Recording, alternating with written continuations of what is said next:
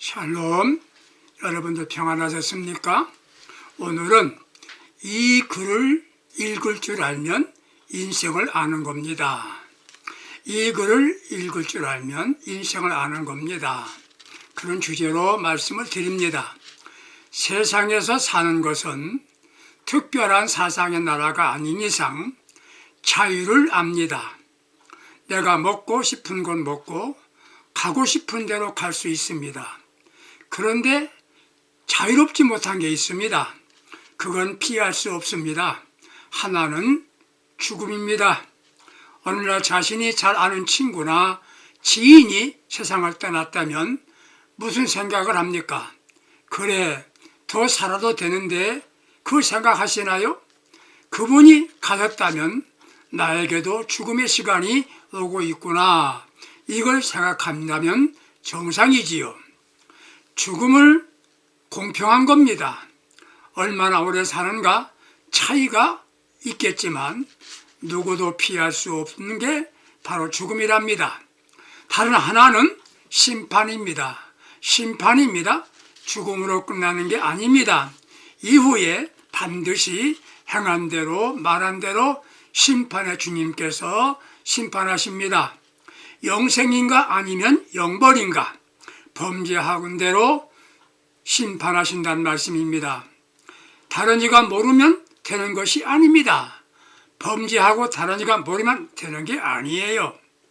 세상에서는 증거가 없으면 넘어갈 수 있을지 모르나 그날 심판할 그때는 숨길 수가 없답니다. 후회해도 돌이킬 수 없는 순간이 온다는 것 잊지 않아야 합니다. 다니엘서 5장을 보면 바벨론이라는 대국이 있습니다. 초대 왕이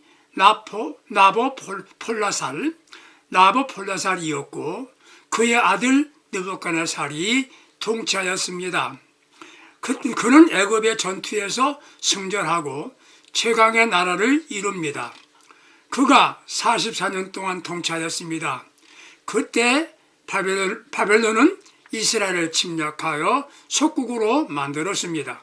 그가 하나님의 성전에 있는 성물들, 거룩한 기구들을 약탈하여 그들의 신의 보구에 두었습니다. 그들의 신을 모시는 창고에 두었단 말이지요. 그때 다니엘, 즉 벨드살, 하나냐, 사드락이지요.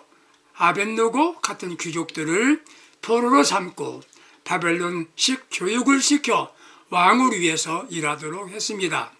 다니엘은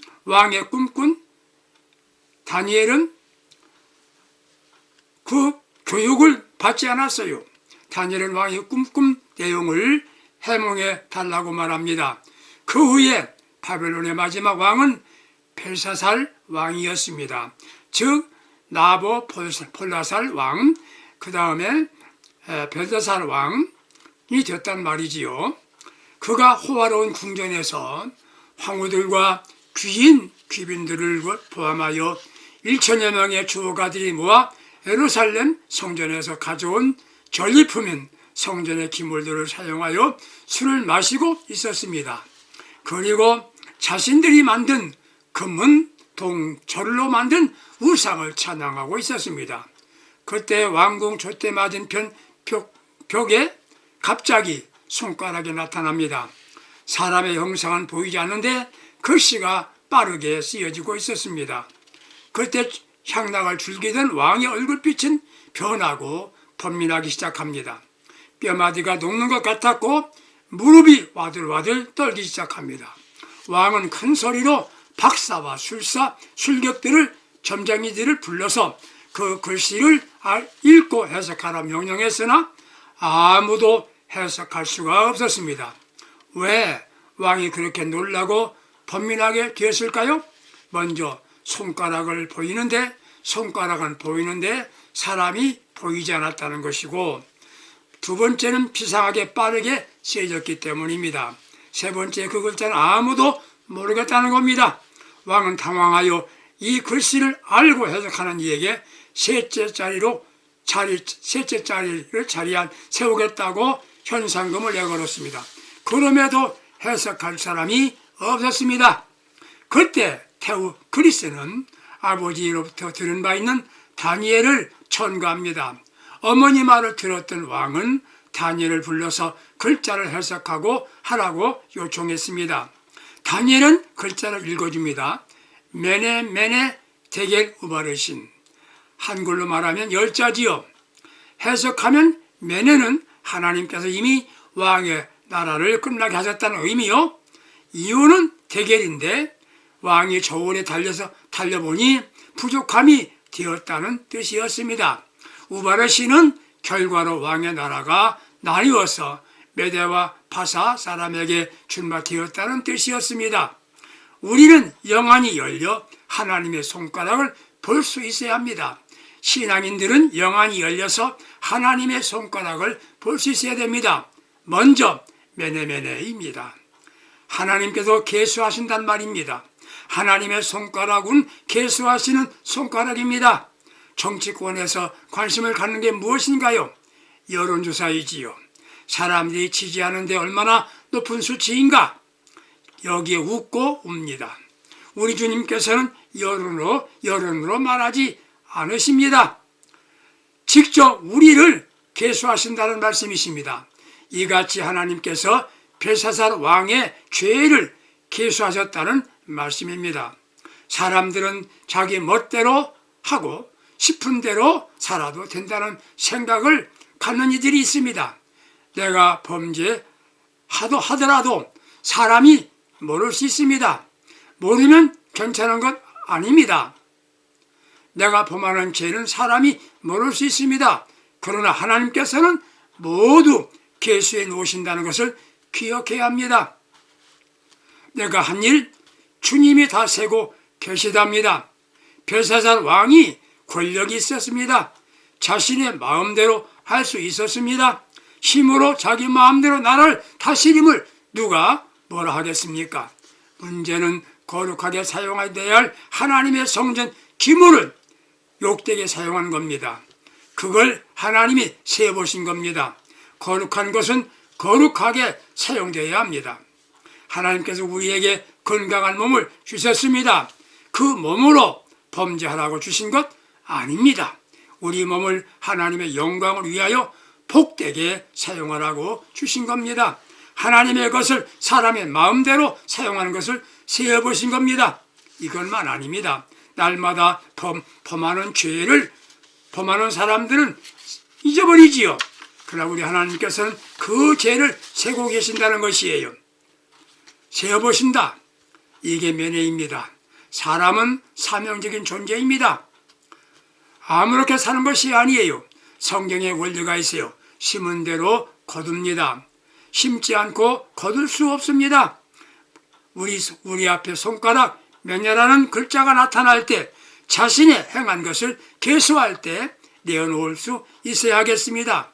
주께서 계수하시기 전에 자신이 한 일에 대하여 스스로 계수해보는 지혜를 갖고 그날 후회하지 하는 일이 없어야 하겠습니다. 매 순간마다 주님께서 매네매네 하십니다. 세고 계시단 말이에요.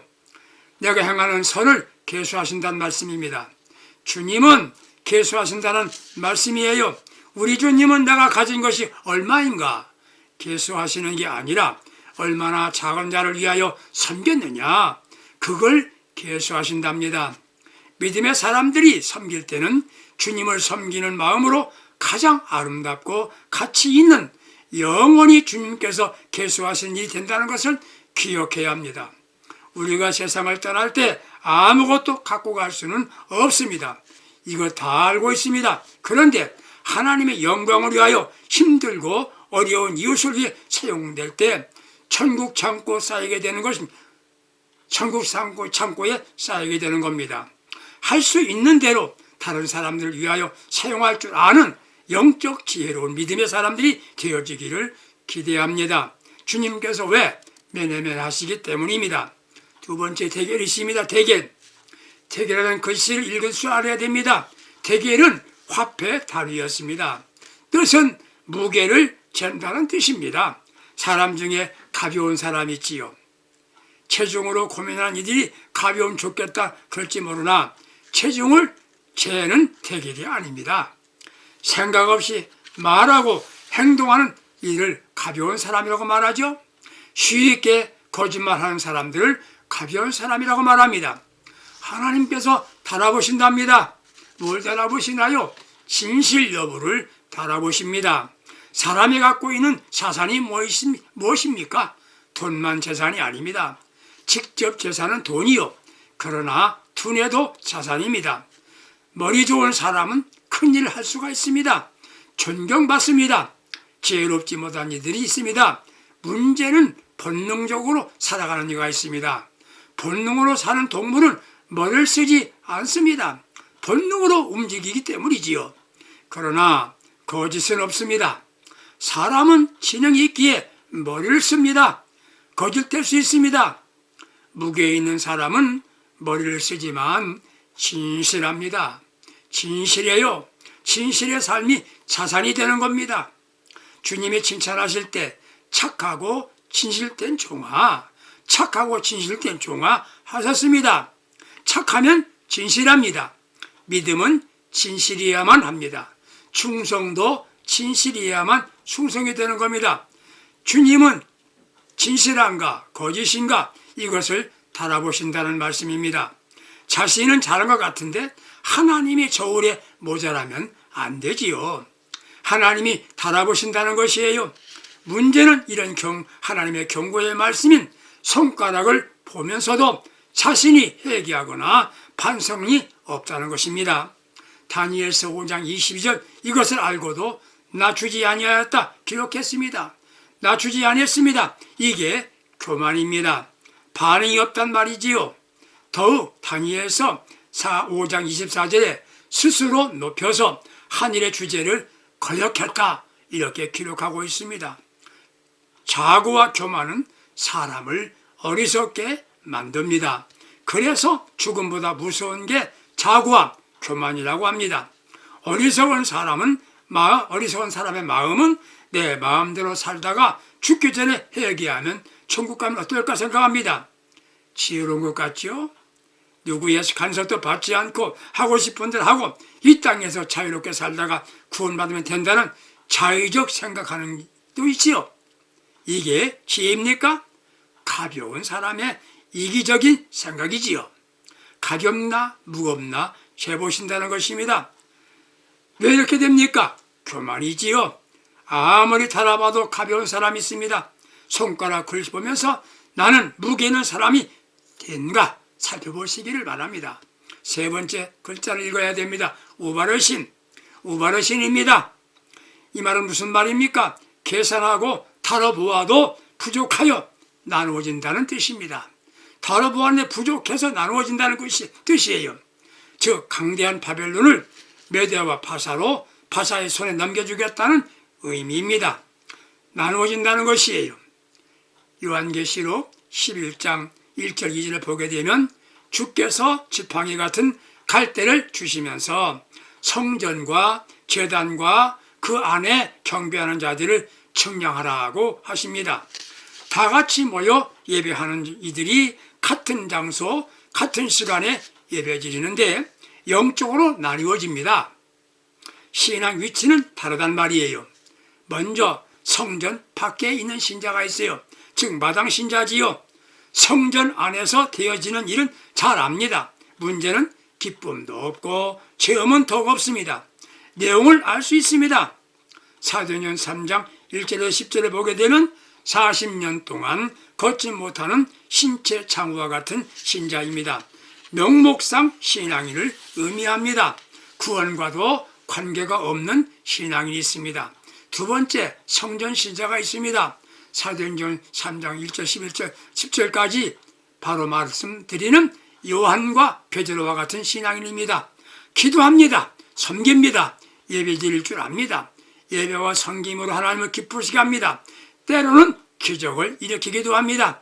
일반적인 사람이 볼 때 괜찮은 신앙인이 되는 것입니다. 이게 성전 신자지요. 세 번째 경배자가 있습니다. 경배자, 예수를 위해서 온전히 헌신하는 사람입니다. 주를 위해 순교할 수 있습니다. 바로 스데반과 같은 신앙인입니다. 주님 재단의 제물이 되어 날마다 죽을 줄 아는 이들입니다. 자신을 온전히 들여서 하나님께서 기뻐하시는 온전한 제물신자입니다. 박해하고 핍박에도 십자가를 부여잡고 끝까지 주님을 따라갑니다. 감사의 기도를 드릴 수 있습니다. 이런 신앙인의 경배하는 자입니다. 사랑하는 애청자 여러분들, 문벽에 나타난 손가락을 볼 수 있는 영안이 열린 신앙의 사람이 되시기를 부탁합니다. 자신의 죄와 허물을 계수해보세요. 세어보세요. 그리고 회개할 수 있어야 영적 지혜자입니다. 일찍이 플라톤은 이렇게 말합니다. 반성이 없는 생을 살 가치가 없다고 했습니다. 반성이 없는 생은 가치가 없다는 것이에요. 손가락을 보면서 자신의 죄와 허물을 볼 줄 알고 회개하는 게 영적 지혜입니다. 내가 헌신하고 주를 위해 하는 일은 주님이 계산하신다는 걸 기억합시다. 헛된 일이 없어요. 면회면회입니다. 손가락을 보면서 자기의 무게를 생각해 보십시다. 나의 무게를 달아보신답니다. 대길이라는 글자를 기억합시다. 우바리신이라는 글자입니다. 하나님께서 나눈답니다. 성전 신앙과 또 성전 안의 신자와 경배하는 신자로 차원이 다른 것이에요. 사랑하는 청자 여러분, 우리는 성전 마당 신자가 아니라 성전 안에서 경배하는 신앙인이 되시기를 바랍니다. 다른 차원 높은 신앙으로 살다가 주님 만날 때 영생 복락 천국의 축복을 누리는 주인공들 다 될 수 있기를 주님의 이름으로 축복해 드립니다. 아멘. 주여, 주님이시여 하나님의 손가락을 볼 수 있는 믿음의 지혜 있는 신앙이 되게 하여 주옵소서. 심판의 주님 예수님을 이름을 만날 때 칭찬되는 믿음의 사람 되게 하옵소서. 예수님의 이름으로 기도드립니다. 아멘. 승리합시다. 감사합니다.